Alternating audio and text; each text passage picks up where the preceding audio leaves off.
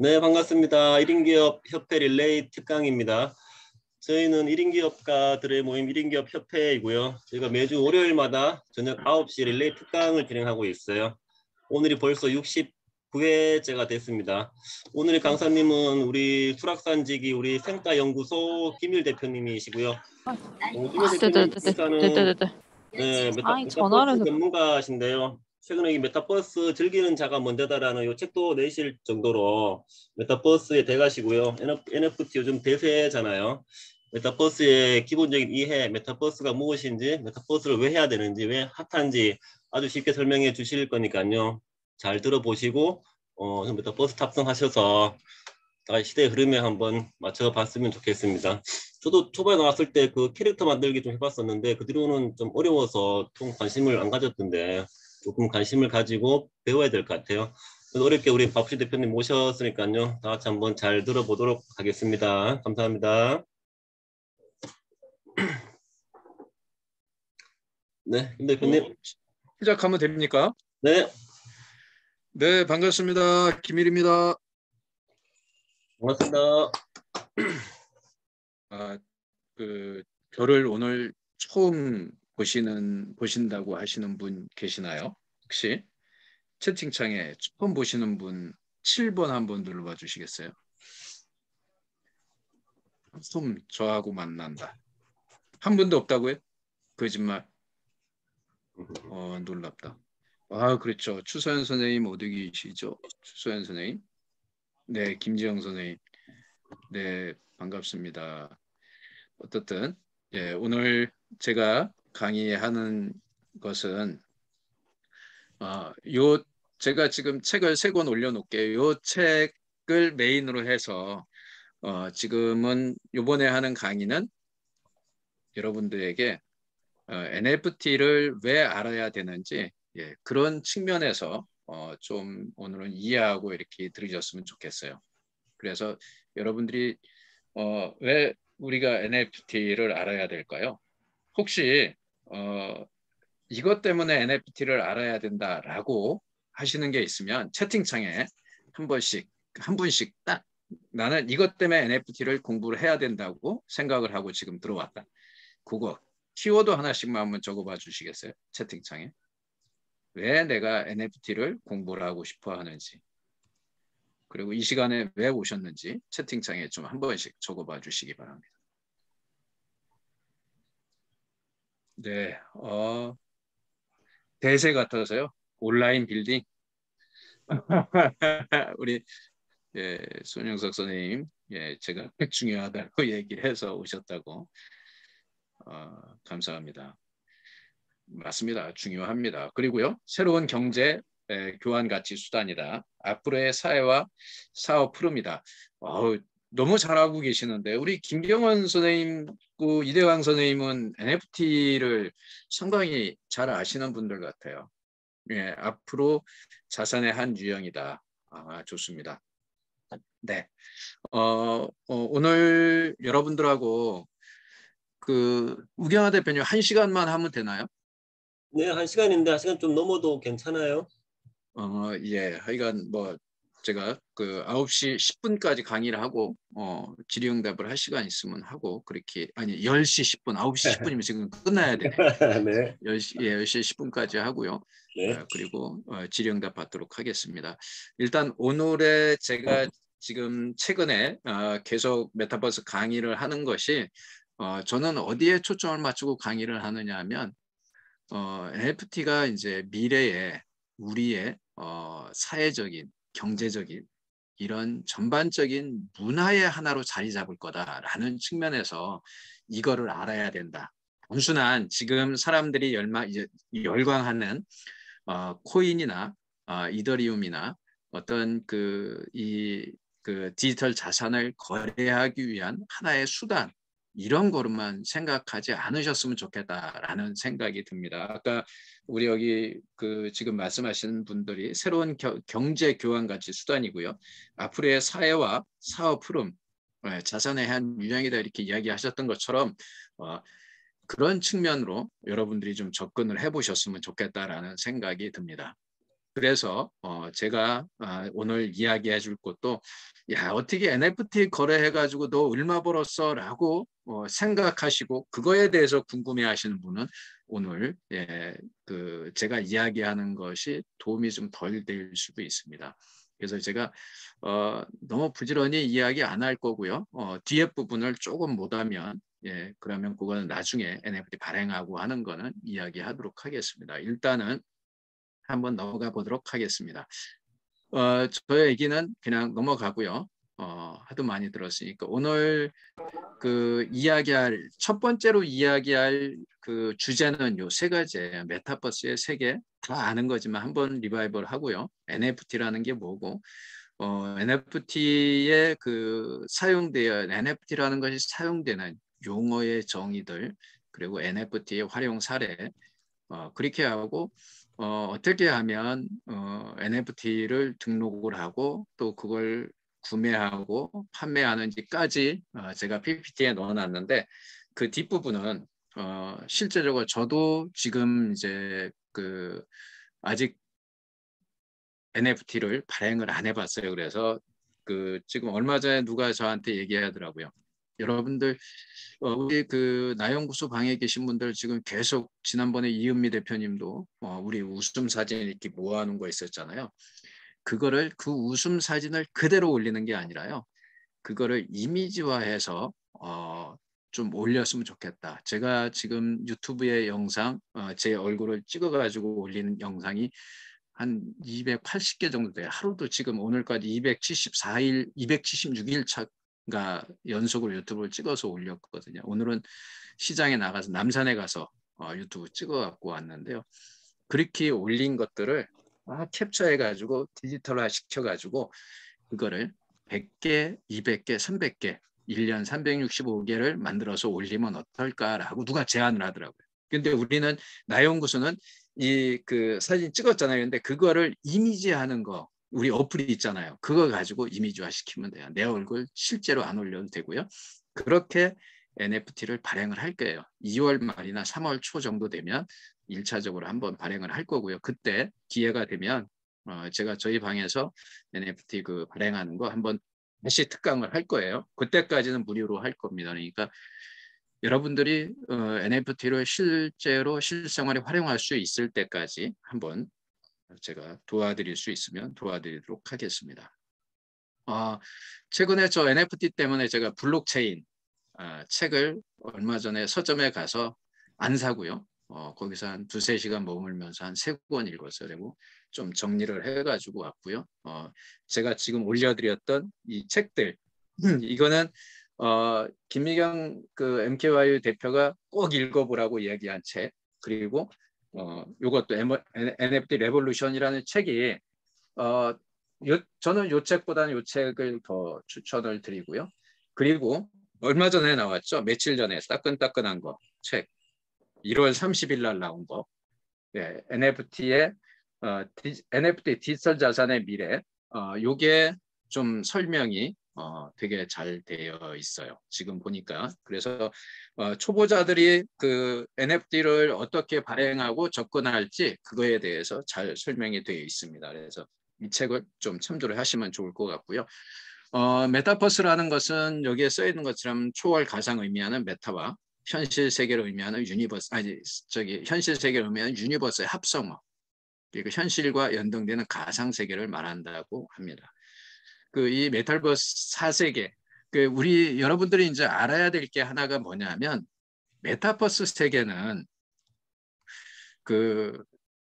내가 살아가고 있는 세계가 아니다.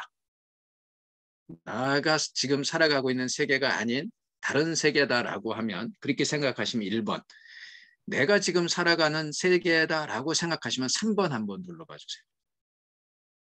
우리 채팅창에 내가 지금 살아가는 세계다라고 하면 1번, 내가 살아가는 세계하고 떨어진 다른 세계를 메타버스 세계라고 한다. 그러면 3번 한번 눌러봐 주세요.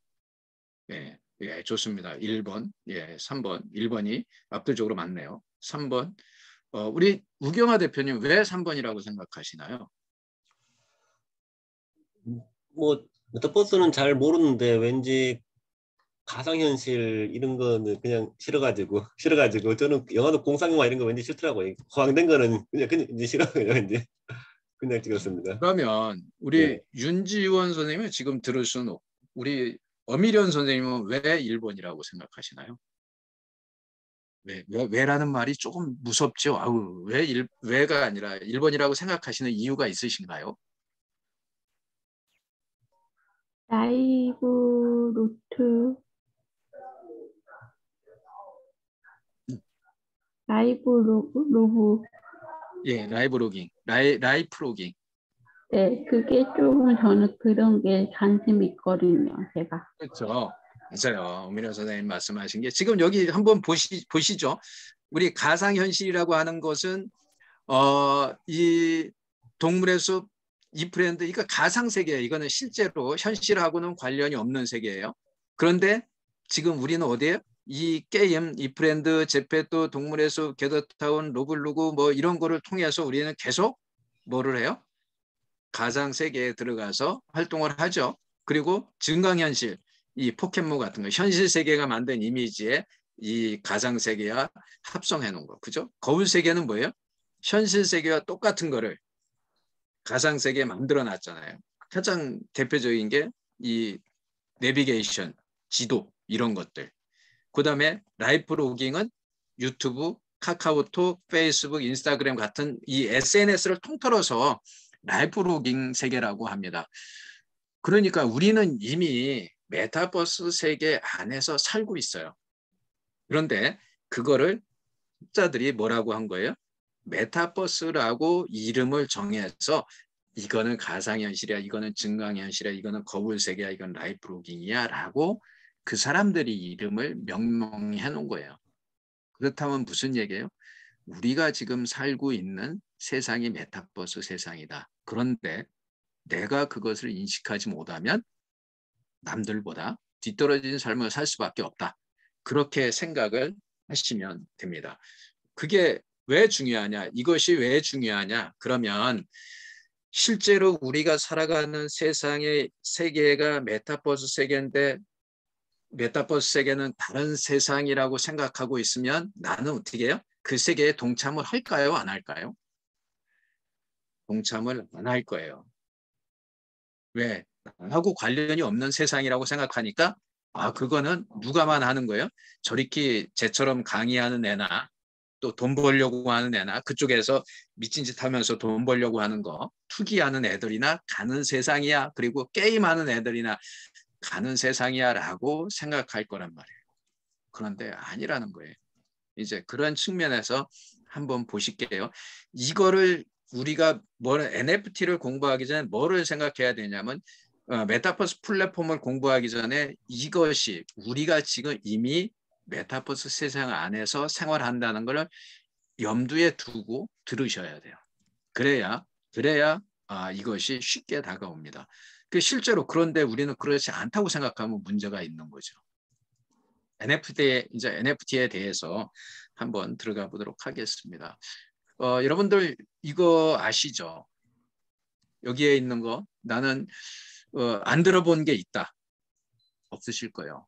비트코인, 이더리움. 우리가 이제 계속 뒤에 가면서 NFT 하면 비트코인과 이더리움 중에서 어느 것이 NFT하고 어느 코인이 NFT하고 관련이 있나요? 혹시 아시는 분? 비트코인 4번, 이더리움 5번. 어느 것이 관련이 있다고 생각하나요? 비트코인이 NFT와 관련이 있다 하면 4번, 5번이 NFT와 관련이 돼 있다 하면 이더리움. 뭐 다들 전문가시네요. 모르는 사람이 없어. 어쩐디야. 그리고 여기에서 이야기하는 비트코인, 이더리움, 명목화폐, 금은 대체 가능 토큰이라고 해요. 펀저블 토큰이라고 해요. 그러니까 동일한 거하고 동일한 가치로 이거를 바꿀 수가 있어요. 근데 NFT는 뭐다? 이거는 대체가 불가능한 거예요. 그러니까 이 NFT의 약자가 Non-Fungible Token이라고 돼 있어요. 블록체인에 저장된 디지털 등기 권리증이라고 이야기를 합니다. 그러니까 얼마 전에 그 집사부 일체에서 그 나온 게 내가 미래에 3년 뒤에 5년 뒤에 어디다 투자할 건가 해가지고 그룹을 4그룹을 만들었어요. 첫 번째 그룹은 부동산 그룹이에요. 두 번째 그룹은 주식, 세 번째 그룹은 저축, 네 번째 그룹은 코인이에요. 그런데 부동산 전문가가 코인을 대변해서 나온 사람이 김 누구 고려대학교 김 무슨 그 블록체인 메타적인 NFT 전문가 교수님이 나오셨었는데 그분한테 그러더라고. 야, 저 코인이 무슨 돈이 되냐? 저건 도박이지, 투기지. 에? 그랬는데 그 고대 교수가 뭐라고 얘기했냐면요. 이 NFT는 디지털 등기 권리증이다. 우리가 등기 권리증에 보면 자산 내역이 소유권 이전 내역이 다 들어가 있죠. 이 NFT에도 블록체인 기술로 다 적혀 있는 거예요. 그러니까 그 양반이 나중에 그래요? 그게 등기 권리증이었어요? 등기 권리증이라는 말에 부동산 전문가가 저도 관심을 가져봐야 되겠습니다라고 이야기를 하더라고요. 이 기사가 이렇게 나와 있어요. 밑에 보면 이거 한번 볼까요? 한번 보죠. 뭐 잠깐. 네. 메타버스의 등기 권리증 대체 불가능한 토큰이라고 이 경제 뉴스에 이렇게 나와 있죠. 그러니까 NFT란 뭘까? ERC7이라고 토큰이라고 불리는 이런 거다. 등기 권리, 여기 디지털 등기 권리증이라고 나와 있습니다. 그러니까 여러분들 이런 것들을 여러분들도 한번 생각을 해보고 왜 이 뉴스에서 이렇게 나올까? 그러면 앞으로의 모든 디지털 권리증, 그런데 디지털 권리만 이렇게 가느냐? 이제 건물도 쪼개서 팔잖아요, 요새는. 아시죠? 주식처럼 쪼개서 팔아요. 그런 세상이 됐습니다. 이게 왜 끝까지 갔을까요? 잠깐만요. 얘가 갑자기 끝까지 갔을까요? 죄송합니다. 이런 에러가 나면 안 되는데, 그죠? 이건 캔버 내에서 되는구나. 예, 캔버 내에서 이게 열려져요. 그러니까 이게 캔버가 되게 좋아요. 이런 뉴스 같은 거에 갖다 놓으면 바로 넘어가고 돌아올 때 이제 그게 제자리에 안 들어와서 문제인데, NFT는 이렇게 정의를 해요. 소유권, NFT 특정 자산의 고유한 소유권, 디지털 자산의 소유권이다. 그리고 암호화된 토큰이다. 대체 불가능하다라고 하는 게 NFT의 정의입니다. 그 NFT의 용어에 대해서 한번 이렇게 주요 용어들을 한번 이렇게 정리해 봤어요. 요 용어는 요 책에 나와 있어요. 요 책에 NFT 디지털 자산의 미래에 나와 있는 책인데요. NFT, non fungible token이라고 돼서 이렇게 나와 있고요. 이 드랍이라는, 그러니까 NFT 거래를 하려면 이런 내용들은 최소한 좀 알고 있어야 돼요. 드랍이라는 건 뭐야? NFT 작품들이 거래소에 등록돼서 판매되는 거를 드랍이라고 해요. 그리고 에어드랍이라는 게 재미있어요. 이게 공중에 뿌린다는 뜻이라고 되어 있어갖고 작품을 무료로 나눠주는 거. 우리 저희 크립토 펑크라고 왜 그 얼굴 나와 있어갖고 마스크 쓴 거 145억에 팔렸다는 거, 그거 여러분들 들어보셨을 거예요. 그게 그 사람이 그거를 처음에 몇 개를 만들려면 9천 거의 10,000개 가까이 만들어 가지고 그 6,000개인가 7,000개를 그냥 뿌렸어요. 2017년인가 16년인가 그때 뿌렸는데 아무도 안 샀잖아요. 그런데 그 중에서 마스크 쓴 거 하나가 그렇게 싸게 팔렸잖아요. 10,000개, 지금은 그게 10,000개, 총 거의 10,000개 정도 만들어졌는데, 그렇게 NFT 작품을 무료로 나눠주는 거야. 자기를 알리기 위해서 무료로 나눠주는 경우도 있고요. 비드는 NFT 작품이 판매되는 거. 트랜잭션은 NFT 작품이 거래되는 거. 그리고 가스비라고도 하고 가스피라고도 하고요. 이게 영어대로 가스피라고도 이야기하는데 거래 수수료예요. 이 NFT 거래가 초기, 지금은 그래도 좀 많이 달라졌는데 거래할 때 거래 수수료가 엄청 많이 나왔어요. 되게 비쌌어요. 그러니까 왜 그런가 생각을 해봤더니 우리 저기 갤러리에서 유명 이 미술품 같은 거 거래할 때 수수료가 뭐 커미션이 한 30%씩 막 갤러리에서 먹는다 그래요. 그런 게 있었나 봐요. 근데 지금은 이제 오픈시 같은 경우에도 처음에 NFT를 등록하고 할 때 돈이 안 든다고 책을 보니까 그렇게 나와 있어요. 결국 이 민팅을 하는 것이, 민팅이라는 말은 NFT로 만드는 거, 디지털 파일로 만드는 거를 민팅이라고 해요. 그래서 NFT화 시키는 거. 그다음에 스마트 컨트랙트 이런 것이 있어요. 그러니까 여러분들이 한번 보시고요. 그리고 크립토 커런시 월렛이라고 암호화폐 지갑이 있고요. 이것도 보면 이 메타마스크가 있어요. 이더리움 코인을 거래하는 거고요. 카이카스는 카카오의 블록체인 클레이튼 기반의 암호화폐 지갑이에요. 뒤에 가서 아마 거기까지 시간이 되면 요것도 어떻게 거래하는지 그거를 잠깐 한번 이렇게 소개하는 시간도 한번 가져볼게요.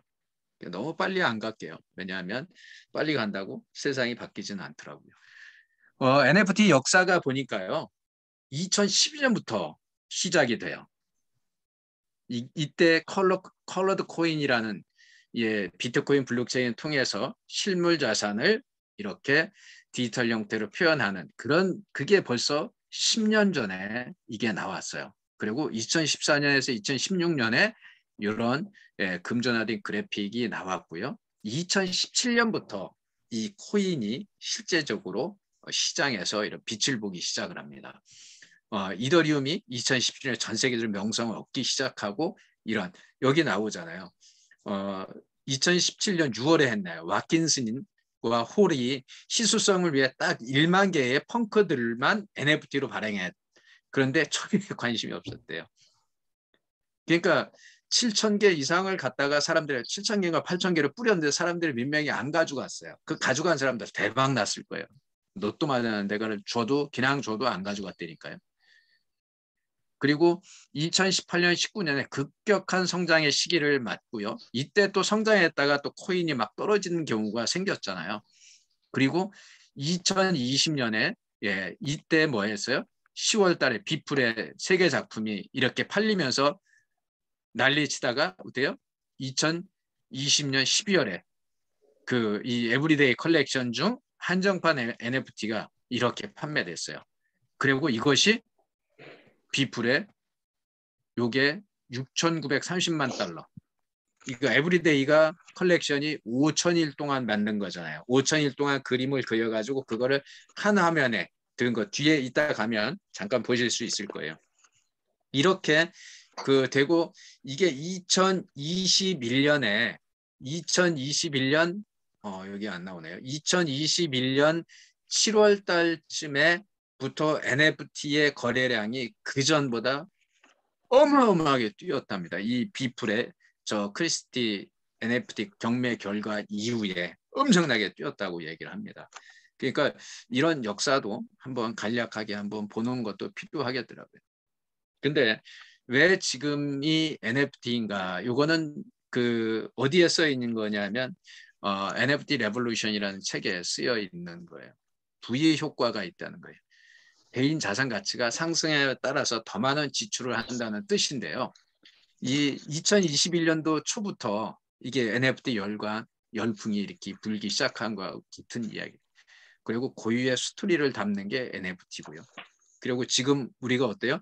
환경이 비대면 환경이잖아요. 이 비대면 환경은 되게 많은 시장의 변화를 가져왔어요, 실제로요. 그러니까 어떻게 해요? 여행을 못 가니까 백화점에 고가 상품들이 막 팔리잖아요. 그러니까 이런 데 와서 이런 컬렉터들이 수집을 하는 거예요. NFT가 정말 좋다라니까 그 사람들은 가서 여행을 하면서 이렇게 돈을 수천만 원씩 막 이렇게 쓰잖아요. 억대를 쓰는데 그런 거를 못 쓰니까 이런 데 와서 시작하기 전에 그래서 그런 컬렉터를 하는 거예요. 좋은 제품들을 자기들이 좋은 제품이라고 생각하고 사서 모은단 말이에요. 물론 뒤에 가서 얘기하겠지만 수집광들이 또 있어요. 그런 것들. 그러니까 일반인들이 이거를 다 쫓아갈 수는 없어요. 쫓아가면 가랭이 찢어집니다. 그래서 우리가 뭘 먼저 알아야 된다고요? NFT가 어떻게 시장의 문화로 들어오는지 그거를 먼저 알고요. 그리고 나한테도 맞으면 그거를 투자 가치로 찾아가는 거예요. 그래서 처음에 먼저 공부를 해야 돼요. 가서 여러분 유튜브에서 한번 NFT 한번 쳐보세요. 제가 하는 강의를 하는 사람은 아무도 안 올라와 있어요. 제가 알기는. 그거 보고 제가 놀랐어요. 저도 유튜브에 있는 영상을 한 30편 이상을 본 것 같아요. 근데 그 본 영상들이 이런 기본적인 이야기를 설명해 주는 사람들이 없더라고요. 신기해요. 왜 그러냐 하면 그런 영상은 인기가 없어요. NFT를 어떻게 발행하고 어떻게 돈을 벌고 코인을 통해서 어떻게 돈을 벌지 여기에 다 초점이 맞춰져 있어요. 그런데 그 어떻게 돈을 벌려면 어떻게 해야 돼요? 알아야 돼요. 이거를. 제대로 알아야 돈을 벌 수가 있는데 제대로 알지 않고 기본을 익히지 않고 가가지고 어떻게 민팅해 어떻게 NFT를 그러면 등록을 해 그러면 내가 디지털 전자지갑을 어떻게 사 여러분 아직 저도 지금 저기 전자지갑을 개설 안 했는데요. 전자지갑 개설하게 되면 기본 수수료가 한 20만 원 정도 우리 돈으로 들어간대요. 그래서 근데 그게 거래할 때마다 수수료가 나와요. 가스피가. 아까 가스피라고 했잖아요. 거래할 때마다 수수료가 나오는데 내가 잘못 생각하고요. 10만 원어치 이더리움 사놓고 또 하고 10만 원어치 이더리움 사놓고 하면 그때마다 수수료가 나오니까 돈이 더 많이 들어가는 거예요.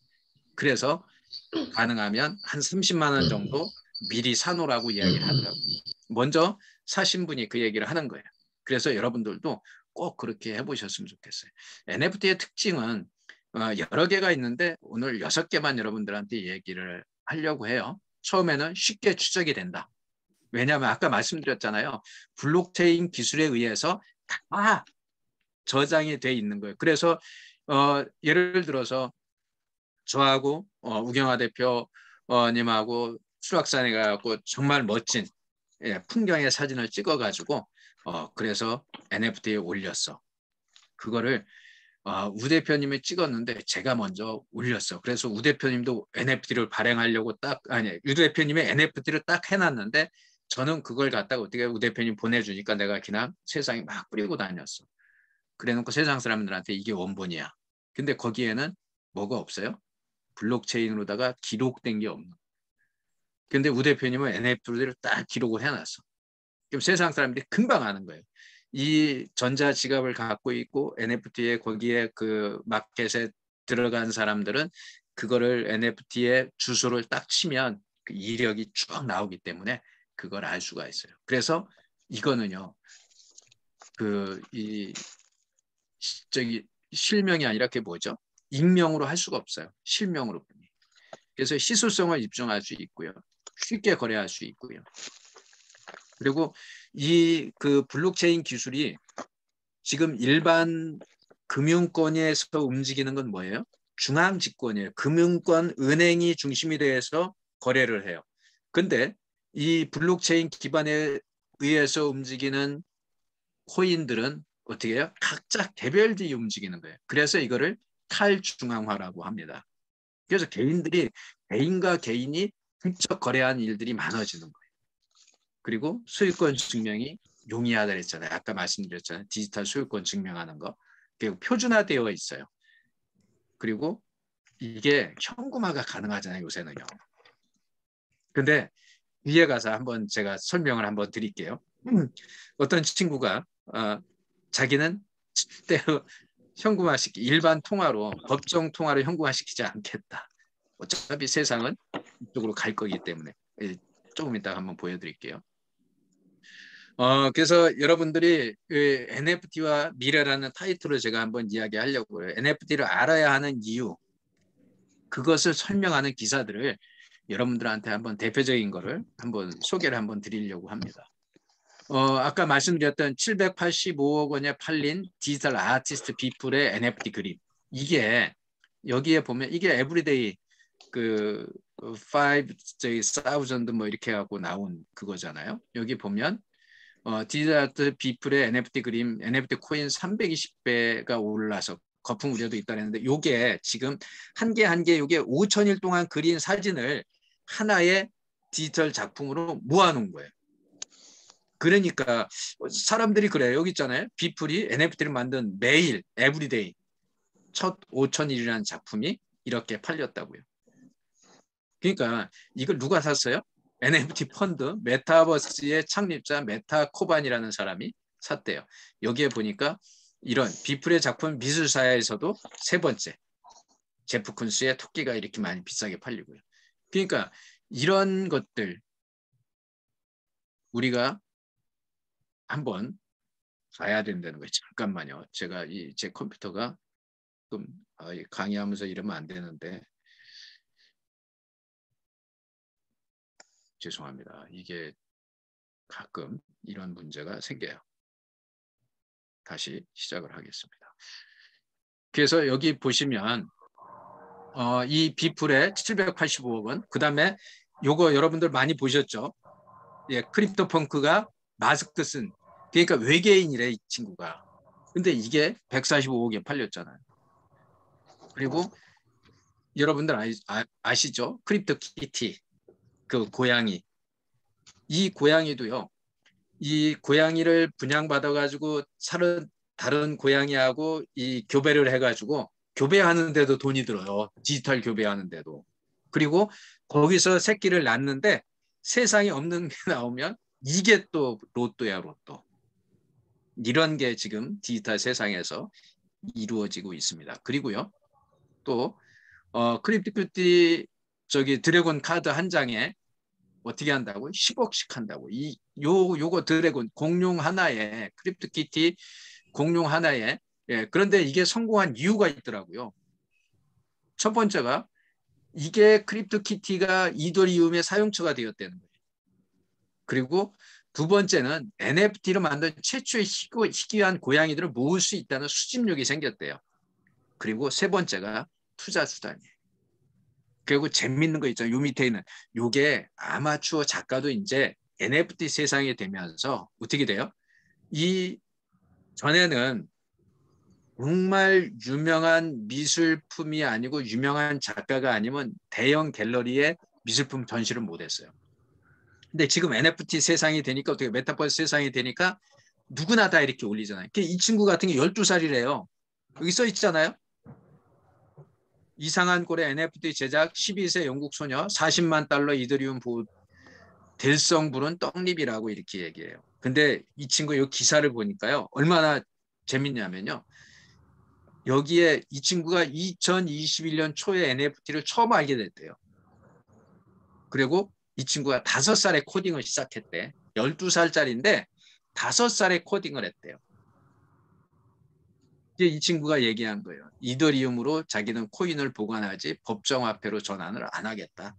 그런데 법정화폐로 전환을 하기는 하는데 어떤 거를 전환을 하냐면 세금을 내는 건 법정화폐로 내야 되니까 세금 낼 돈만 법정화폐로 전환하겠다. 이렇게 이야기를 하는 거예요.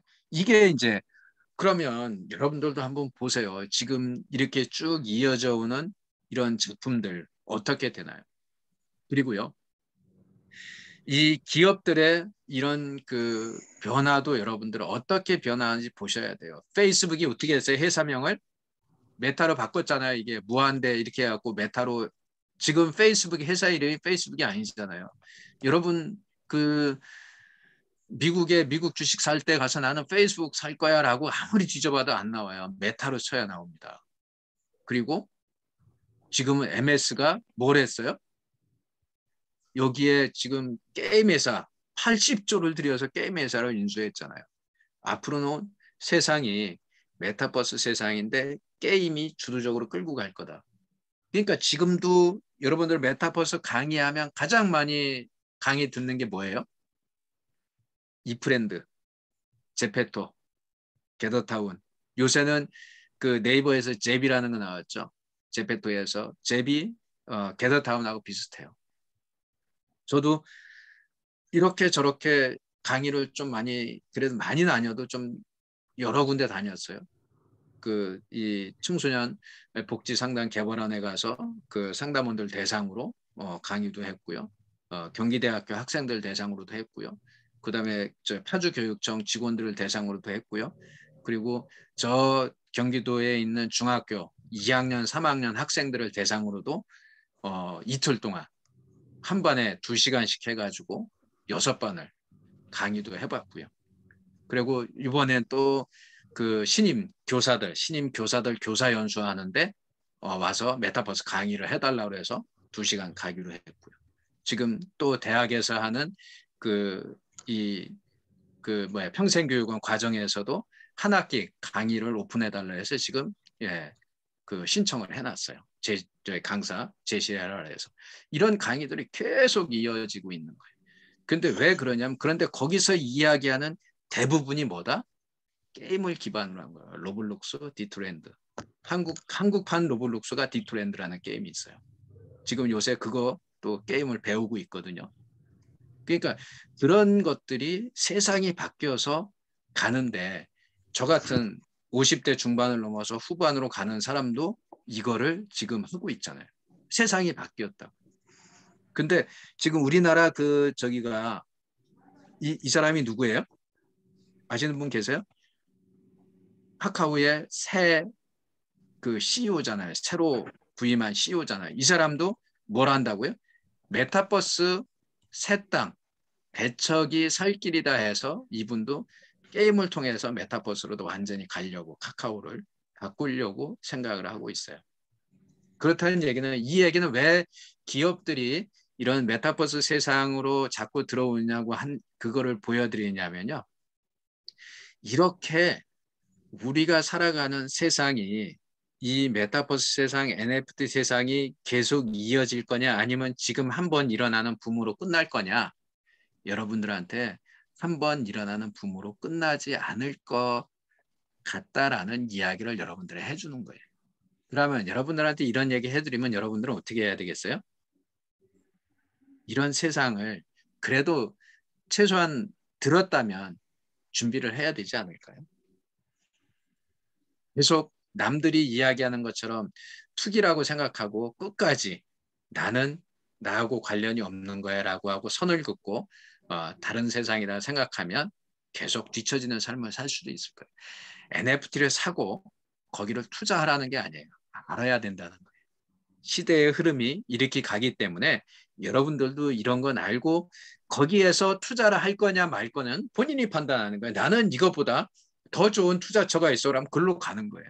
그런데 여러분들이 그 투자처도 결국은 내 세계가 아니라 내 자녀 세대에서는 이쪽으로 갈 가능성이 크다. 그거를 생각하고 여러분들이 들어보셨으면 좋겠어요.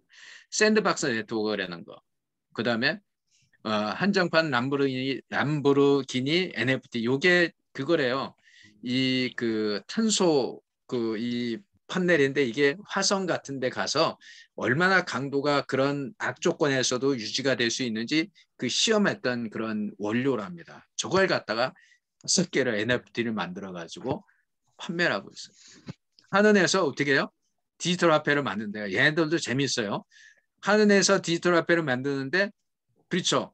어떻게 해요? 지금 다 기업들이 개인들이 화폐를 만들고 코인을 만들어서 시장을 장악하니까 어떻게 해요?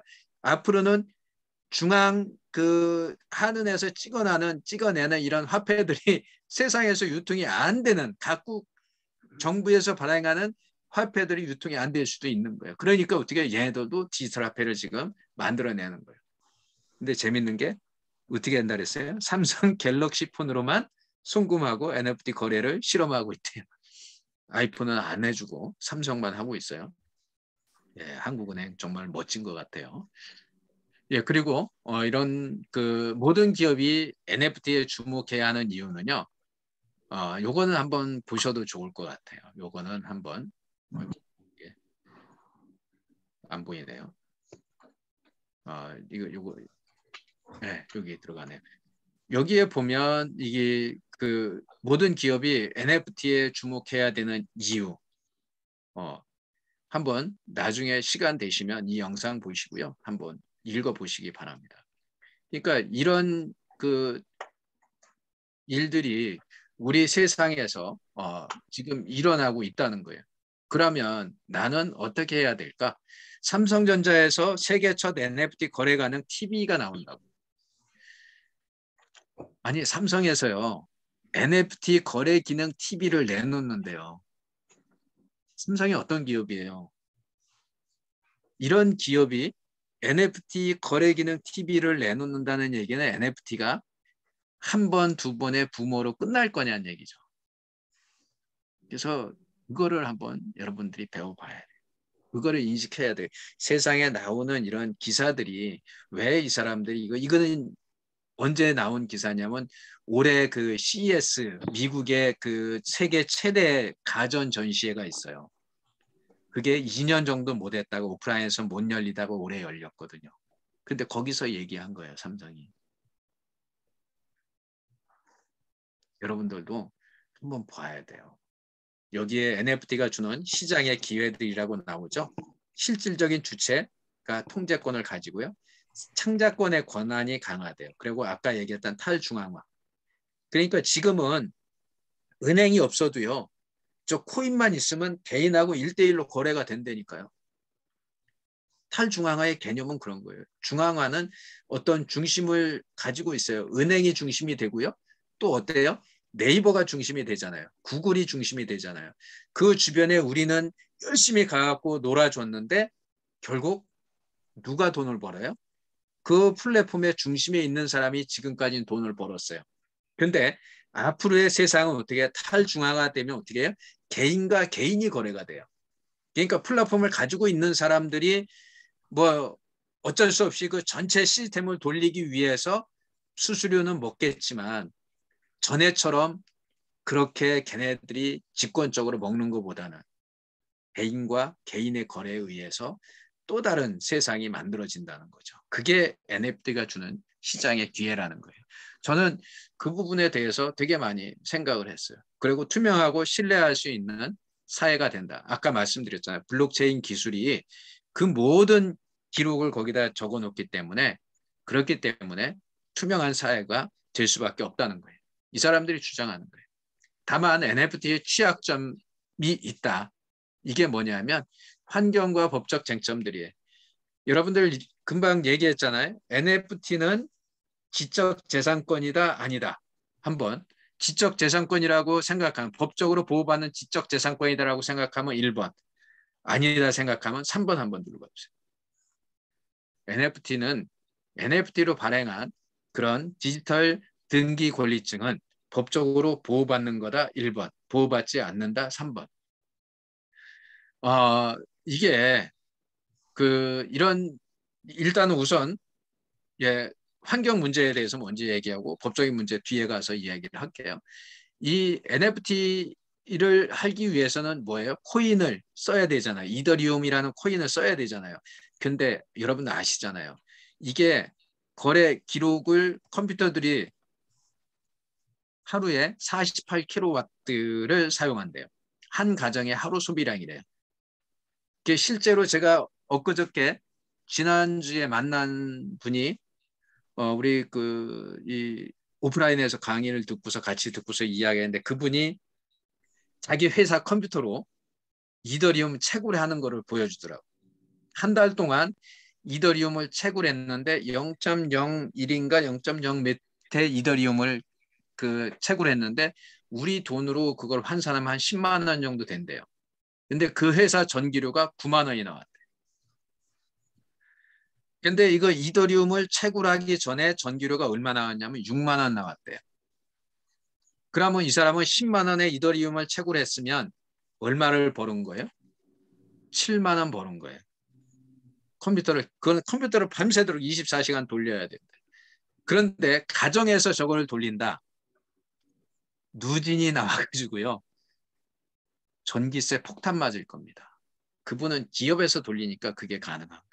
그러니까 어떻게 해요? 이 이더리움 그다음에 비트코인을 채굴하는 기업들이 얼마 전에 왜 아프가니스탄인가 어딘가 이 내부 내전이 일어나고 폭동이 일어나가지고 그 채굴하는 애들이 지금 문제가 생긴다고 한번 기사가 크게 난 적이 있어요. 그러니까 얘네들이 그 많은 것을 채굴하기 위해서는 전기가 많이 들어가니까 국가를 이동하면서 그걸 한다고 하더라고요. 근데 재미있는 게 나왔어요. 또 이게 기술이 이렇게 발전한다니까요. 2022년 지금 상반기인데요. 이더리움이 어떻게 해요? 지금은 작업 방식인데 이거 작업 방식 기술을 보니까 이거는 블록체인 기술이더라고. 블록체인 들어가니까 비트코인은 작업 방식에 의해서 만들어지는데 이더리움은 지분 증명 방식으로 전환한대요. 요게 이제 기술이 있어요. 요거는 제가 지금 책을 봐야 설명할 수 있는데 그 설명 몰라도 돼요. 그래서 어떻게 해요?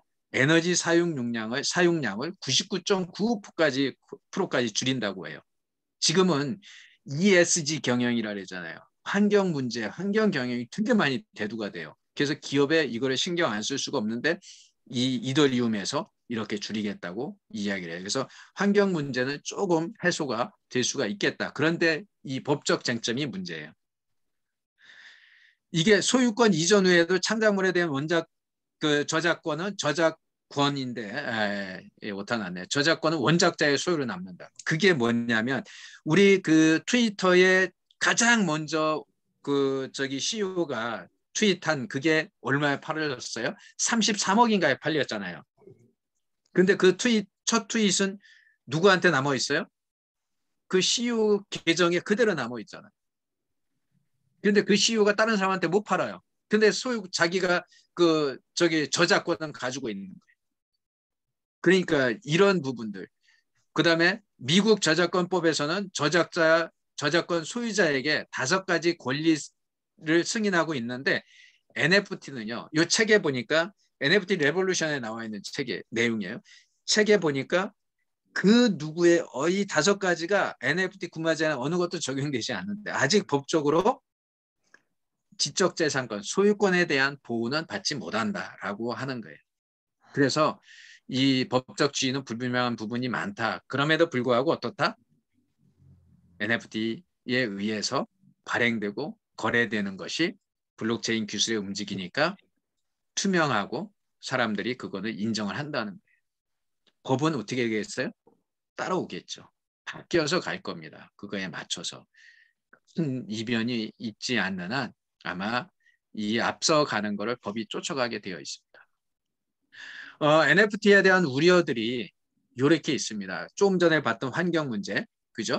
환경 문제 봤죠? 그 다음에 법적 문제, 또 하나는 투기 광품이요. 이게 눈먼 돈이다, 버블이다 이런 얘기를 해요. 여러분들은 어떻게 생각하시나요? 그리고요, 안정성 문제. 블록체인은 블록체인도 해킹해서 자유롭지가 않다는 거예요.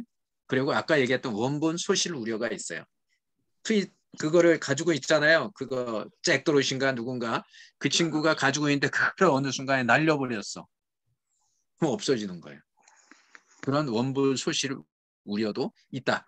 그래서 이런 부분들 그래서 무슨 얘기를 하냐면요. 거래할 때는 우리 그 블록체인 기술에 기록되어 있는 거 있잖아요. 그래서 거기 보면 이 원본이 어디에 누가 갖고 있는지 그 IP 주소가 다 나와 있다는 거예요. 그래서 거기 사이트에 들어가서 그 원본이 실제로 있는지를 확인하고 거래를 하래요. 그러니까 잘못하면 뭐예요?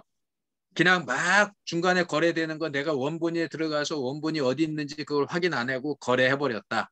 그러면 원본이 사라질 수도 있다는 거예요. 그래서 꼭 거래를 하고 확인을 하고 거래를 하라고 이렇게 이야기를 합니다. 자, 이제 한 15분 남았는데요.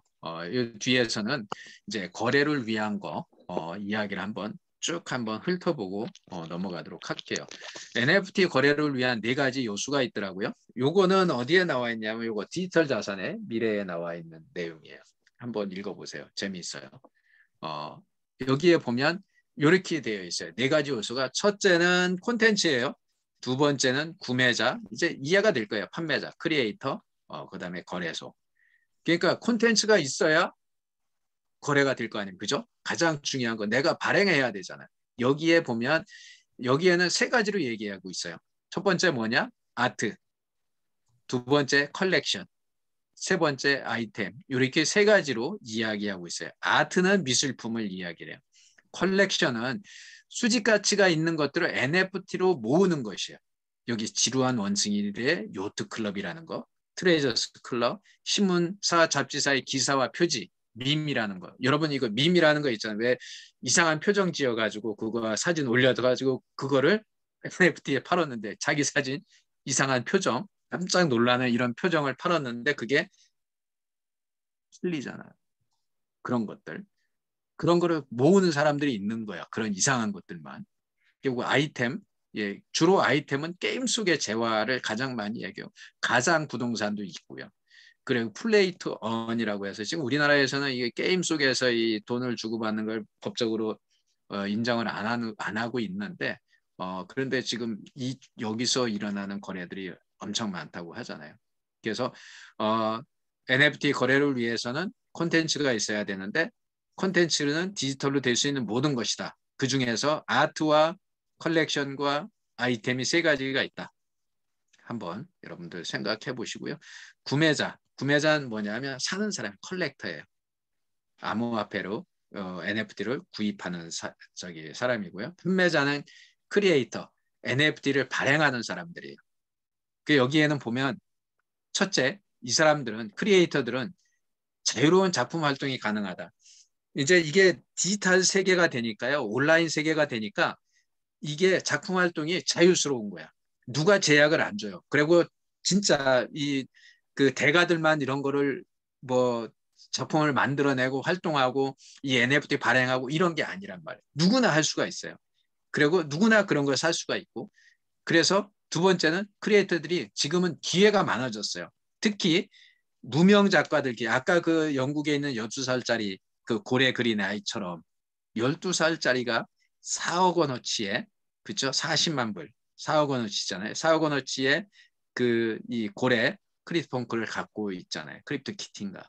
그리고 세 번째 투명한 수익 구조. 이게 아까도 얘기했죠. 이거는 그냥 거래 내역이 정확하게 나오기 때문에 투명한 수익 구조가 있다.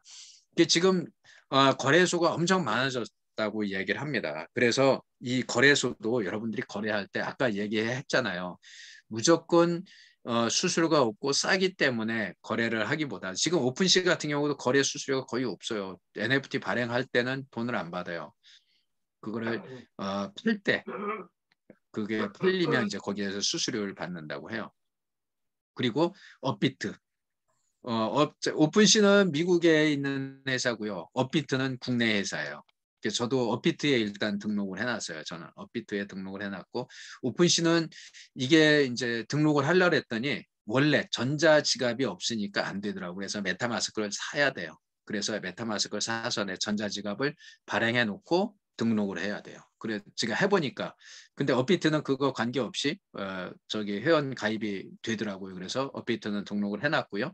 업비트에 등록을 해도 마찬가지로 이런 코인은 사야 돼요. 이더리움은 사야 되기 때문에 그거는 아직 제가 못 사서 거기까지는 못 갔고요. 사이트 가입까지는 해놨습니다. NFT 만들고 판매하고 구매하는 거 한번 그냥 그 상식적으로 알아두는 선에서 한번 보시겠어요. NFT 만드는 거는 만들기 위해서는 준비물이 2개가 있어요.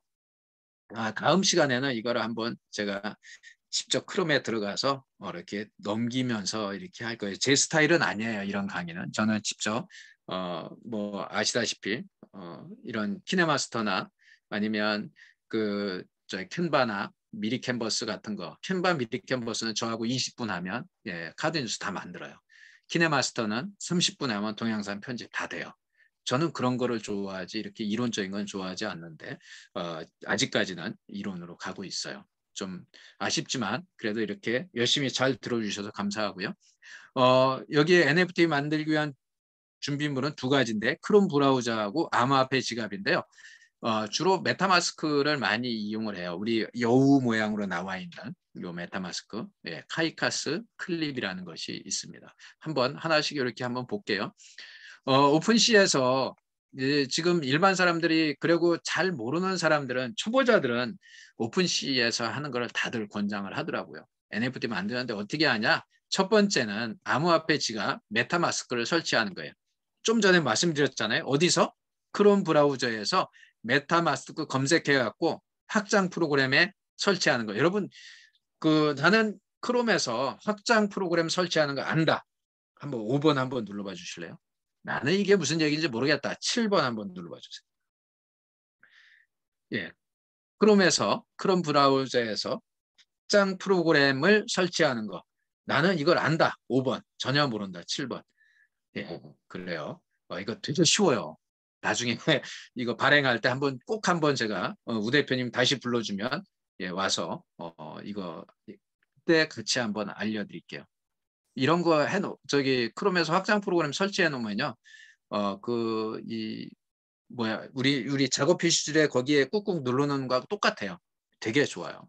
예, 그거를 한번 해보시면 거기에서 확장 프로그램 설치하고 그러면 여우 마스크 모양이 있어요. 이걸 직접 보여줘야 되는데 오늘 못 보여줘서 죄송하고요. 다음에 꼭 보여드릴게요. 이더리움 두 번째는 구입을 해야 돼요. 말씀드렸잖아요. NFT를 발행하려면 어떻게 해요? 비트코인이 아니라 뭐를 사야 된다? 이더리움을 사야 되는 거예요.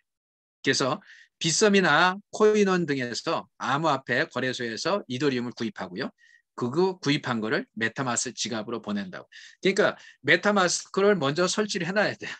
그리고 그러니까 제가 아까 말씀드렸잖아요. 오픈시에 가서 제가 그걸 등록하려고 했더니 얘가 자꾸 거기 오픈시는 또 영어잖아요.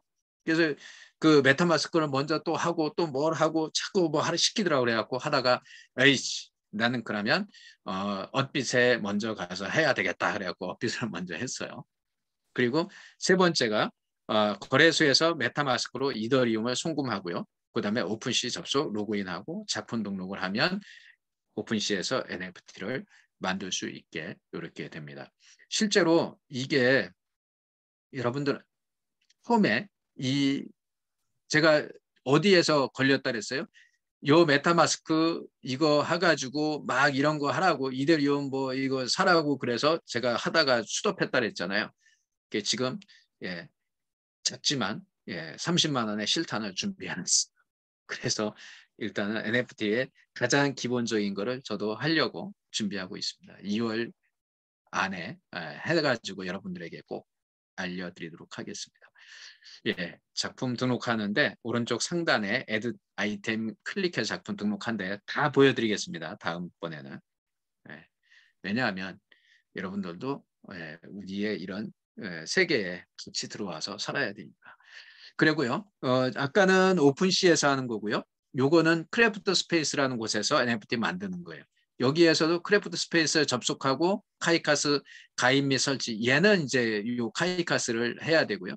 회원 가입하고 NFT 발행하고 오픈시하고 또 연동을 시킬 수가 있어요. 크래프트 스페이스에서 오픈시하고 연동하는 그런 그래서 같이 활용할 수 있게끔 만들어 놨더라고요. 그래서 하여간 이런 것이 있다라는 거 보고요. 그리고 클립드롭스는 카카오에서 만든 NFT 그 거래소인데요. 거기서 구매하는 거예요. 클레이 구입하고요. 이렇게 작품을 구입할 수가 있고 또 재판매도 가능해요. 그러니까 여기에 보면 그러죠. 마음에 드는 작품 옆에 구매하기 버튼을 누르면 마이템즈에서 했던 것처럼 QR코드를 인식하고 카카오 클립으로 승인 후 로그인 화면이 뜬다라고 해요. 카카오에서 한 거예요. 우리나라에서 만든 거예요. 그러니까 카카오톡에서 이런 것들을 얘네들이 열심히 쫓아가서 만들고 있죠. 그러니까 여러분들 주식을 살 때도 한번 생각을 해봐야 돼요. 요새 그 카카오 CEO 문제로다가 문제는 있지만 미래를 생각하면 지금 카카오톡 주식이 카카오톡, 카카오뱅크, 카카오 게임즈 지금 다 떨어졌죠.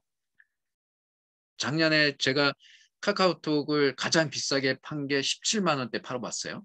근데 지금 어때요? 8만 원대잖아요. 절반 이상이 떨어졌다니까요. 그렇게 세상이 그렇게 변했어요.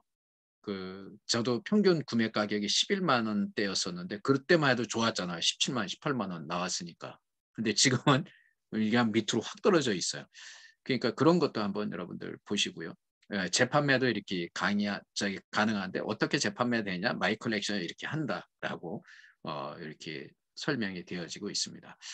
예, 여기까지 이제 마쳤고요. 우리 생따 연구소 제가 있는 연구소 잠깐 한번 소개해도 될까요, 대표님? 그럼요. 길게 하시고 일단 채팅방 링크도 하나 올려주세요. 단톡방에다가. 네, 길게 안 하고요. 간단하게 하겠습니다. 저 한 3분 남았습니다. 지금 1시간 되려면. 맞죠? 4분 남았네요. 예, 저희 그 프로그램이 이렇게 독서 모임이 있고요. 독서 모임 운영자반 있고요. 내일 제가 저희 방에 특강하는 게 이제 독서 모임 운영자 요건데 운영인데 요거는 1인 기업 지식산업의 1인 기업 독서 모임으로 출발했을 때 어떻게 하는지 거기에 대한 뭐죠? 브랜딩 하는 거 그 내가 어떻게 브랜딩하고 콘텐츠를 어떻게 만들고 그다음에 모객은 어떻게 하고 이런 전반적인 이야기를 간략하게 한번 설명을 드릴 거예요. 그리고 지금 그 소책자가 교보문고에서 전자책으로 팔리고 있는데요. 그 블로그 후기 써주시면 예, 제가 또 그 소책자도 전자책도 선물로 드리려고 해요. 그리고 해피꿈 북클럽이라고 이제 이건 전략 독서 강의 책 쓰기까지 같이 하고 있고요.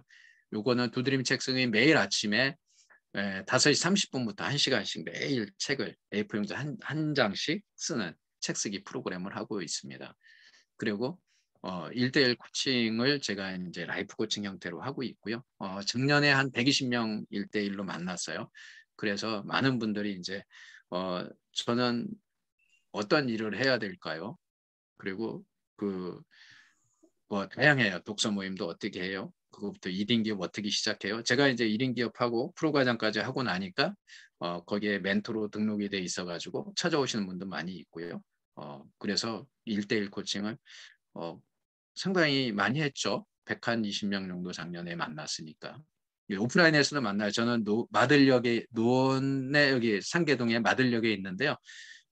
저기 그 공유 오피스 있습니다. 연락 주시면 오프라인에서도 만날 수 있습니다. 그리고 습관 챌린지. 습관 챌린지 지금 저희가 멘탈의 연금술 습관 챌린지 지금 52일째 오늘 했고요. 61일 동안 하는데요. 그러니까 지금 한 열흘 남았어요. 그거 끝나고 나면 마케팅 습관 챌린지를 71일 동안 할 거예요. 그래서 이번에는 마케팅 어떻게 하면 직접 실제로 사람들을 모객을 하고 어떻게 하면 홍보를 했을 때 그거를 챌린지를 통해서 직접 연습시킬 거예요. 그래서 아마 71일 동안 끝나면 멋진 마케터가 되지 않을까. 정말 좋은 책이 있어서 제가 준비해 놓고 아끼고 있다가 같이 할 거예요. 그래서 조금 챌린지인데 습관 챌린지인데 조금 어떻게 보면 빡센 습관 챌린지가 될 거예요. 지금 저희가 하고 있는 습관 챌린지도 기본적으로 블로그 쓰고요. 저희 카페 인증하고 유튜브 영상을 찍게 돼 있어요. 제가 이거 하면서 276일 동안 연속으로 어떻게 컨텐츠를 만들어내? 이 챌린지 하면서 컨텐츠가 계속 나오는 거예요. 그리고 메신저 창업 코칭을 하고 있습니다. 이렇게 제가 진행을 하고 있습니다. 예, 여기까지.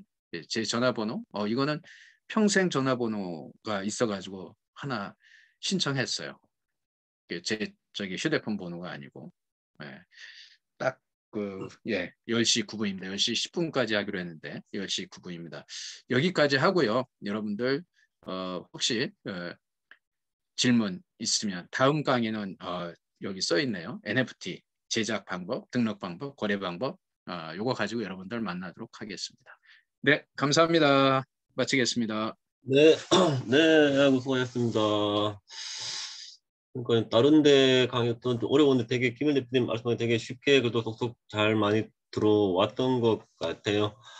지금 김 대표님이 제가 작년부터 매주 산을 같이 뵀는데 작년 가을부터 NFT 말씀하시 배웠는데 벌써 정말 짧은 시간에 전문가로 우뚝 서셔서 너무 참 볼 때마다 놀라움을 금할 수가 없네요. 저는 뭘 했나 싶습니다.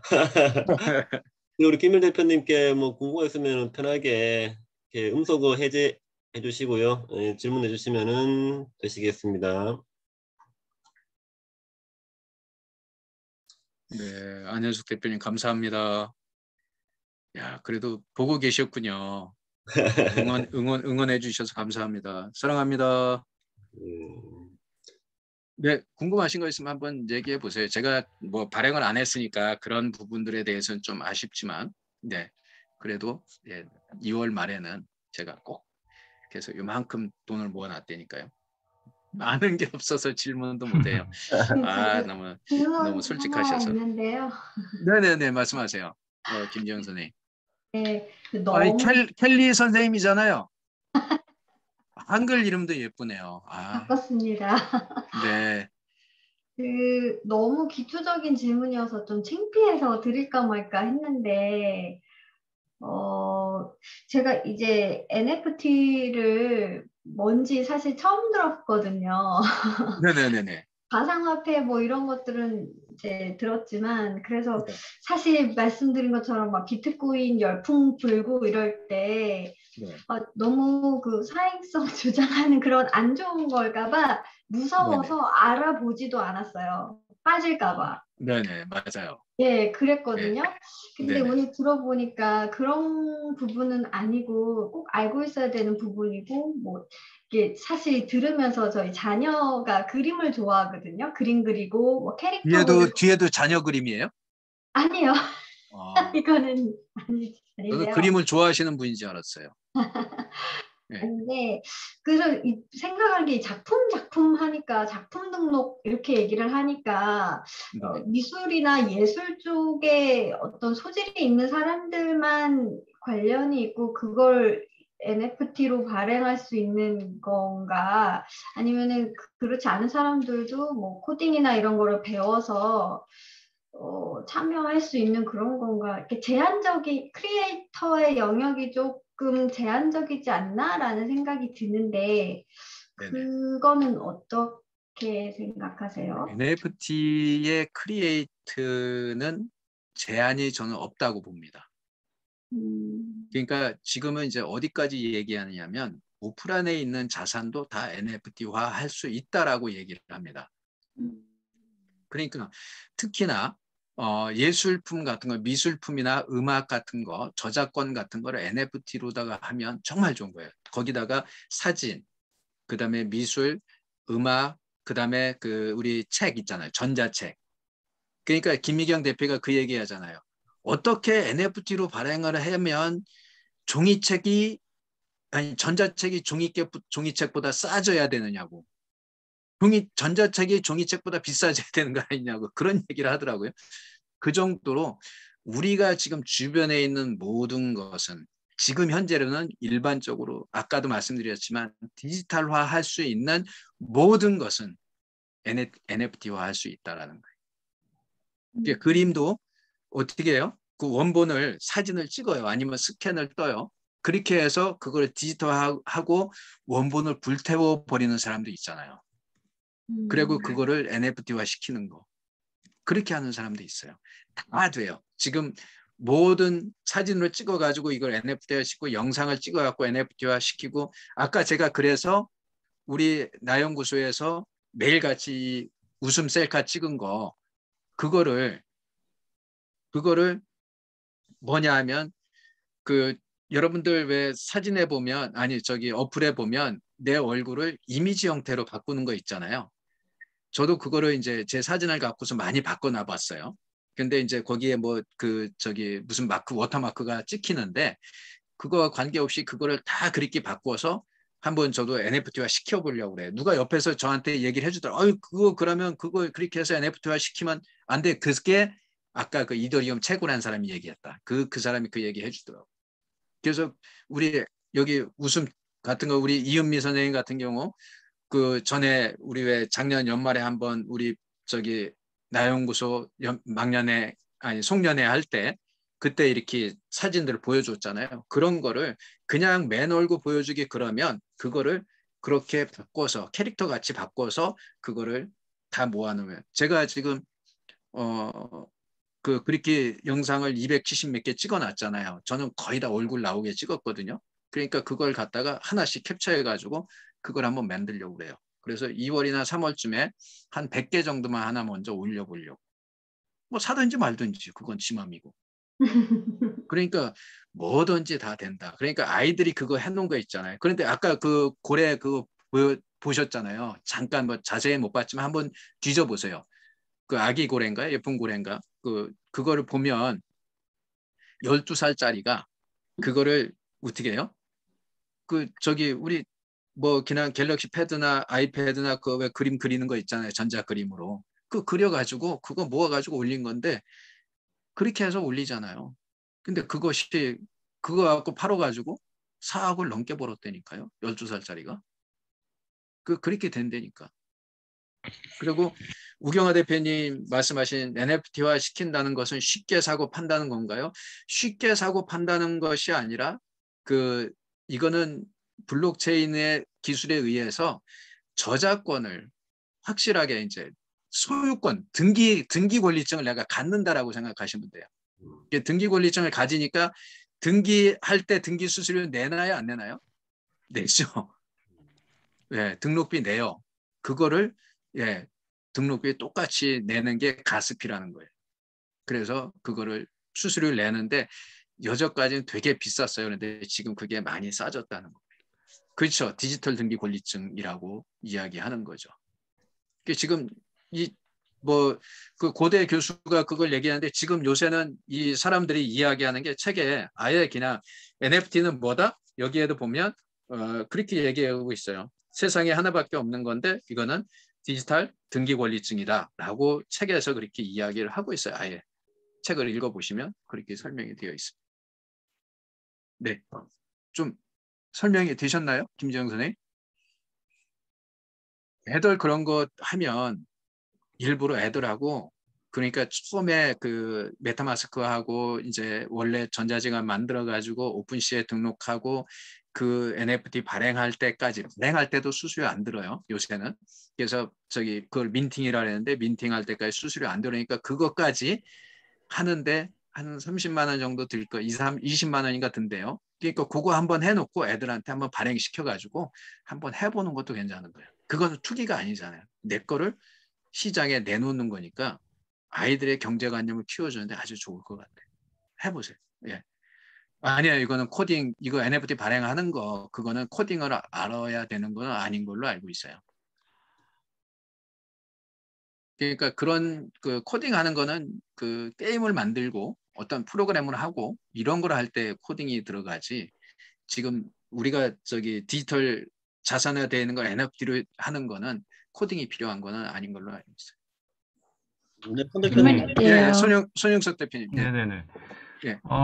저는 그 이전부터 뭐 예. 좀 궁금한 게, 네. 이게 어떻게 보면은 어떤 뭐 예술적 가치가 이렇게 뭐 측정하기가 좀 사실 힘든 부분이 있을 것 같고, 네. 그러면 결국에는 사실은 뭐 이렇게 이런 어떤 사회적인 그냥 합의, 뭐 예술품이 이 정도 값어치를 하겠다라는 어떤 뭐 절대적인 기준도 없고 어떤 뭐 그런 게 없기 때문에 사회적인 합의로 가격이 결정될 것 같은데, 그러면은 아까 뭐 어떤 꼬마가 그린 그림이 사실 뭐 누구나 인정하는 그런 예술적 가치가 있어가지고 그 금액에 이제 팔리게 되는 건 아닌 것 같아서, 사실 네. 시간이 지나거나 뭐 이런 신드롬이 만약에 없어지면은 그 가격도 어떤 뭐 거품이 돼서 사실 빠져버리는 게 아닌가 싶거든요. 그래서 네, 만약에 맞습니다. 제가 어떤 뭐 예를 들어서 NFT를 그냥 뭐 어떤 그림을 NFT에 올렸다 그러면은, 어떻게 만약에 운 좋게 신드롬이 이렇게 맞아가지고 그게 뭐 고가에 낙찰될 수도 있겠지만은, 결국에는 그 기준이 없기 때문에 뭐 모르겠네요. 그걸 잘 모르겠어요. 어떻게 가치가 매겨지는 건지. 그러니까 그 우리 책에서 아까 그 말씀드렸던 그 부분 중에서 하나가 있는데요. 이게 희소 가치가 있는 거고요. 그러니까 사람들이 똑같은 게 비슷한 게 10개가 나와 있으면 희소 가치가 없겠죠.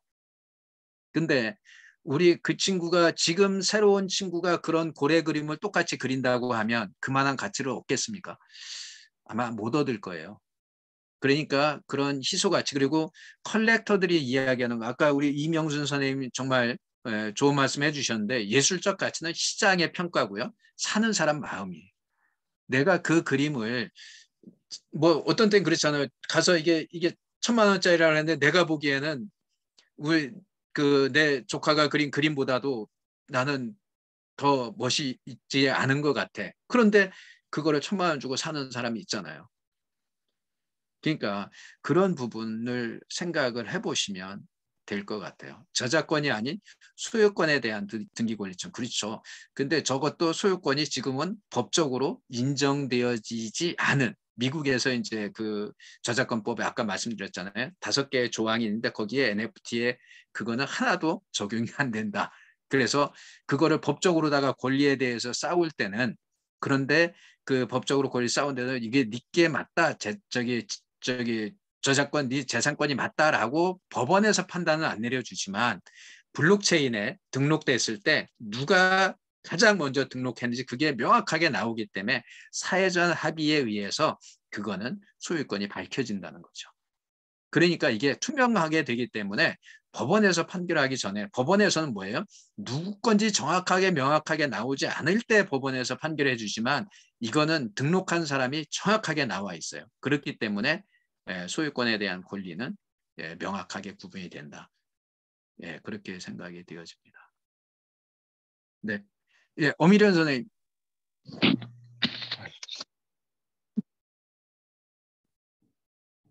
네, 그 지금 자기 업에 활용 가능해요. 그게 답이셨나 보네. 우리 이대강 선생님 뭐 질문하실 게 있으셨나요?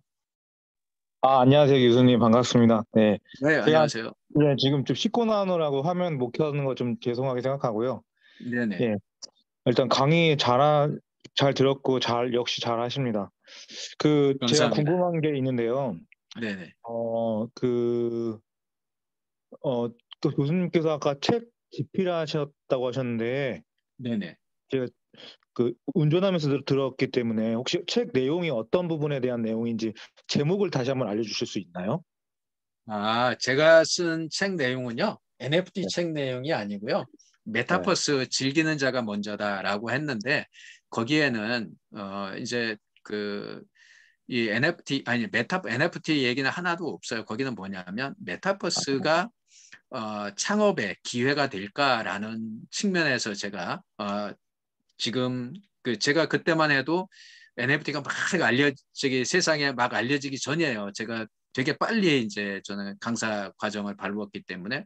그래서 그때 생각했던 게 사람들이 정말로 이런 메타버스가 메타버스라고 얘기하는 게 이프랜드, 제페토, 로블록스, 게더타운 이런 것들이 정말 비즈니스하고 어떻게 연관이 될까? 그리고 그게 창업과 기업과 그리고 또 프리랜서들이 어떻게 그걸 활용해서 돈을 만들어낼 수 있을까? 아마 어려울 거야. 그리고 플랫폼을 가진 사람들만 그걸 활용할 거야 라고 했는데 지금 어떻게 됐어요? 지금 일반들한테 다 기회가 가잖아요. 물론 그 영역별로 차이는 있어요. 근데 지금은 크리에이터가 이제 가장 많이 이야기하는 게 게임에서 크리에이터들이 지금은 돈을 가장 많이 벌고 있어요. 로블록스 같은 데서. 그리고 제페토에서도 크리에이터 돼가지고 아이템 만들고 파는 사람이 한 1,500씩 버는 사람들이 있잖아요. 그런 것이 그거에는 그것만이 있다고 그랬는데 지금은 게더타운을 저도 강의를 많이 했는데 게더타운 자체가 엄청난 오피스로 꾸며질 수 있게끔 3D까지는 안 가는데 2.5D까지 가서 그렇게 진짜 화려하게 만들어 놓고요. 게더타운 안에 루브르 박물관도 집어넣고 별걸 다 하고 있어요 지금. 그래서 그렇군요. 그런 활용 가치. 그리고 거기에서 그러니까 게더타운 안에서 어떤 결제를 할 수 있는 결제 시스템을 넣어놓은 건 아니지만 거기에 링크를 걸어서 거기서도 다 물건을 살 수 있게끔 만들어 놓고 있어요. 그거는 이용자들이 그렇게 하고 있습니다. 그래서 그런 내용이 아주 기초적인 내용이 들어가 있어가지고 지금은 최근에 나온 책들을 보시는 게 오히려 조금 더 도움이 되실 겁니다. 그리고 하나 더 해도 됩니까? 혹시 짧게? 예, 말씀하세요. 듣다가 제가 딱 생각이 난 질문인데 저도 예전에 어떤 상품을 하나 만들고 디자인 출원이라는 거를 했어요. 그러니까 아시겠지만 디자인 출원이 있고 출원된 게 특허청에서 허가를 하면 디자인 등록이 되지 않습니까? 네네네. 그래서 그러면 그때 출원은 해놓은 상태고 등록은 아쉽게도 안 됐었어요. 근데 그 출원한 상태에서 누가 제가 만든 작품 사진을 따라 했는데 그거를 법적인 제재를 할 수가 없었거든요. 예. 근데 만약에 이게 거래소에서 올려서 내 작품 사진이나 어떤 사진이 최초로 올렸다라고 하는 그 근거가 남는다면 어떤 이게 디자인 특허 사용권의 그런 개념도 같이 쓸 수 있지 않을까? 그런 생각도 문득 들었는데 어떻게 생각하시나요? 그거는 조금 이제 법적으로 가면 조금 다른 문제라고 생각해요. 특허에는 특허의 종류가 여러 가지가 있잖아요. 그냥 진짜 완전히 새로운 걸 만들어서 만들어내는 게 특허권이고요. 우리가 지금 말씀하시는 거는 의장권 종류인 것 같은데요. 상표권이라고 보기는 좀 어렵고 어떤 모형 이런 거를 한 것 같은데 디자인이라고 하시는 거 보니까 아니면 의장권이나 상표권이나 이런 개념일 거예요. 그거는 상표권이나 의장권은요 유사한 게 있으면 특허청에서 등록을 안 해줘요. 저도 지금 상표권을 2개를 등록을 해놨는데 저는 생딸을 상표권을 등록을 해놨어요.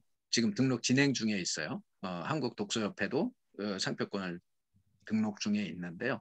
이렇게 그 등록을 하는데 거기에서 변리사들이 그런 얘기를 합니다.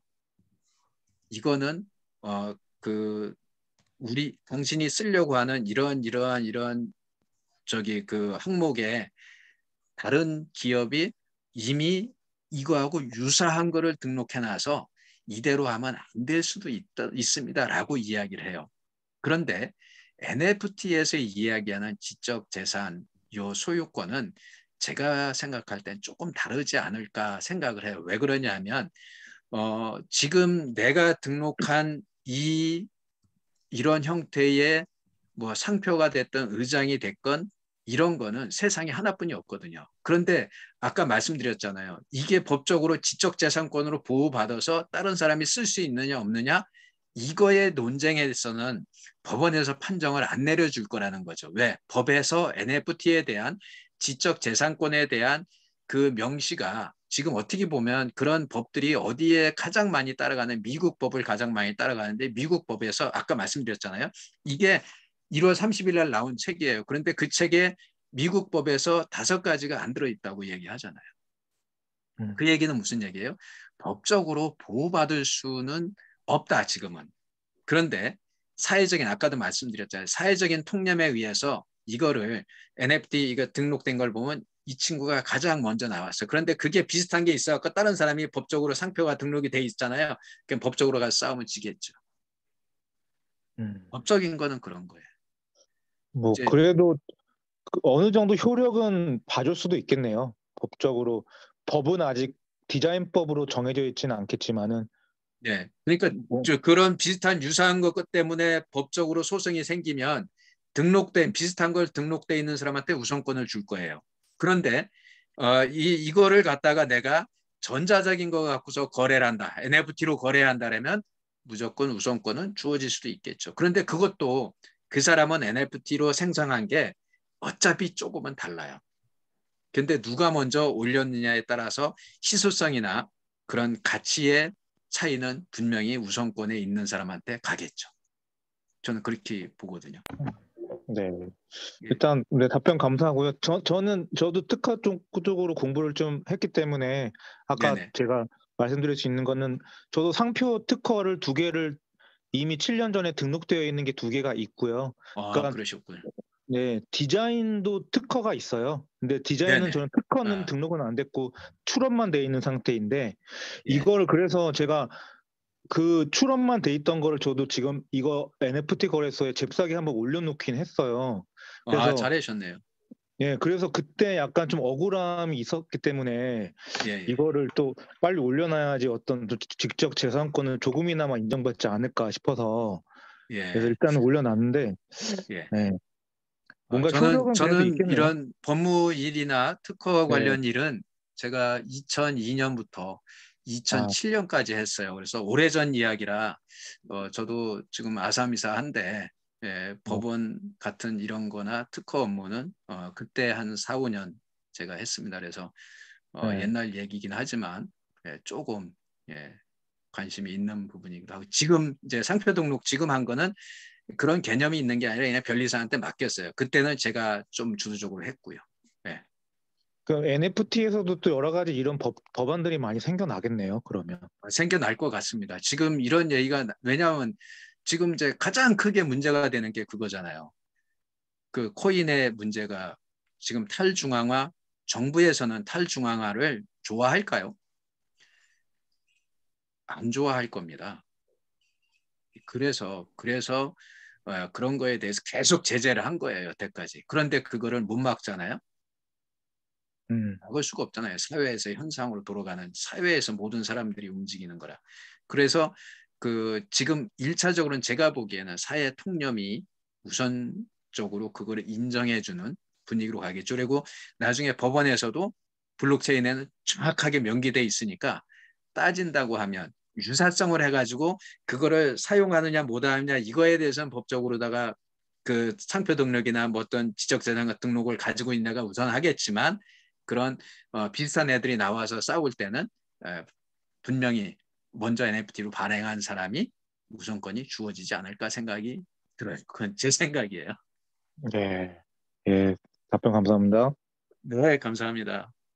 좀 깊이 있게 들어갔었습니다. 네. 예, 뭐 말씀하실 거 있으신가요? 벌써 10시 반이네요.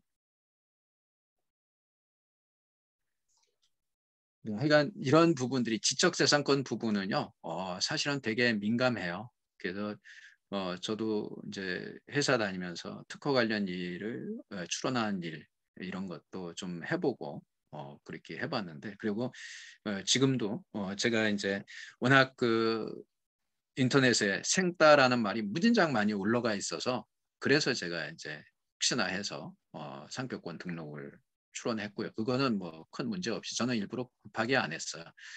큰 문제 없이 될 거라고 이야기를 해서 그냥 천천히 등록을 시켰고요.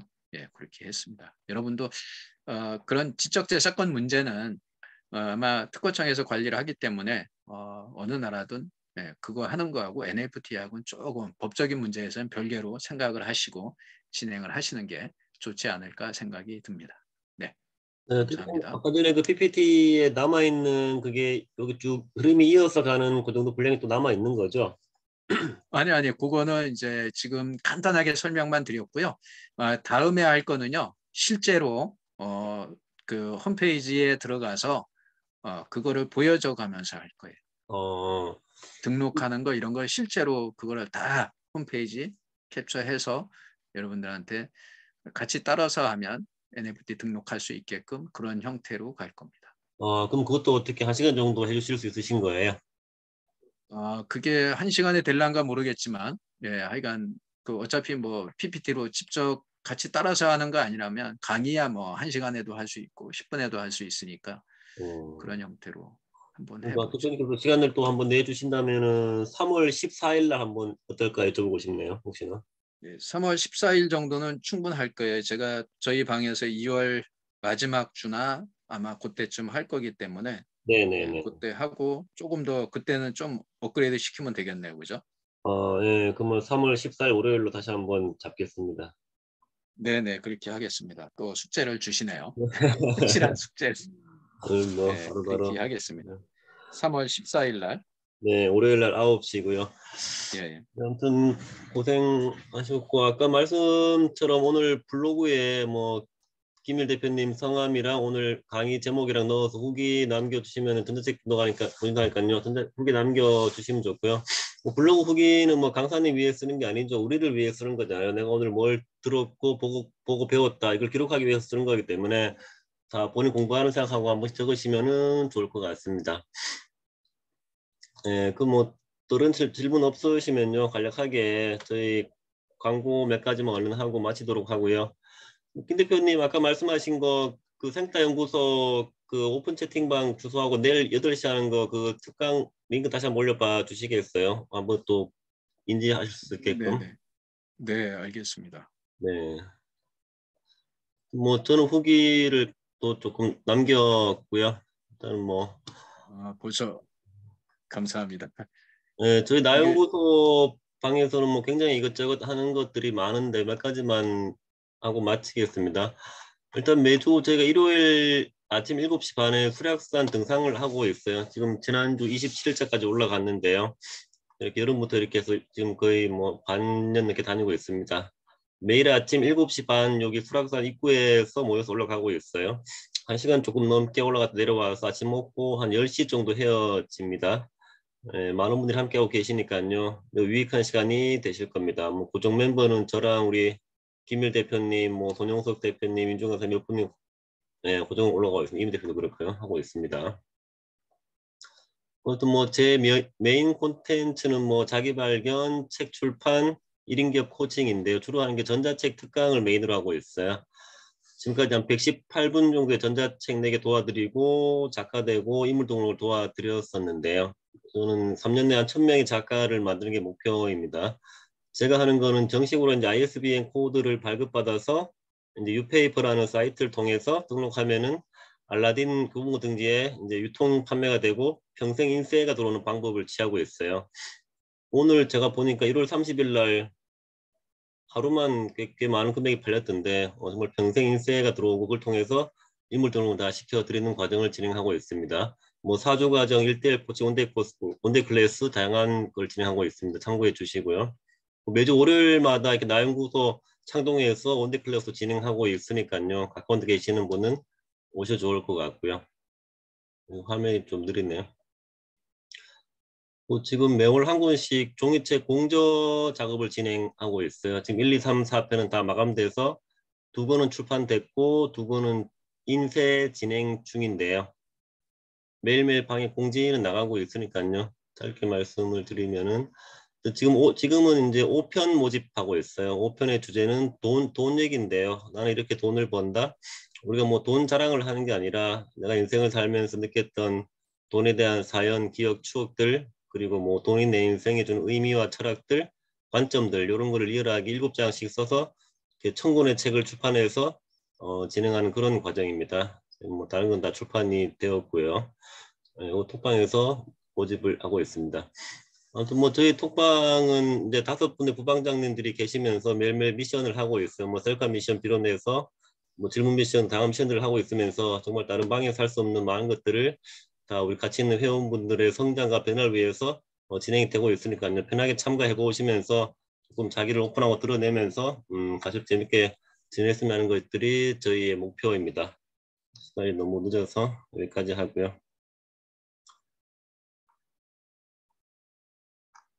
네, 우리 김일 대표님 오픈 채팅방 지금 올라왔으니까요. 관심 있는 분들은 들어가셔서 이 독서 관련 키워드들을 많이 좀 배우시면은 좋을 것 같습니다. 네, 아이고 숨이 차네요, 숨이 차. 그래 아무튼 우리 김일 오늘 너무 감사드리고요. 14일 날 한 번 더 부탁드리고 저도 NFT는 조금 그래도 좀 어려운 게 있었는데 계속 좀 들어보면서 공부를 좀 해야겠다는 생각이 많이 들고 오늘 너무 유익한 시간 감사드립니다. 네, 감사합니다. 네, 그럼 마지막으로 사진 하나 찍고 마치도록 하겠습니다.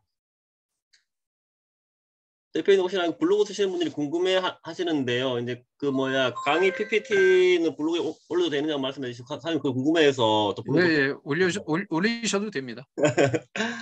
편안하게 하십시오.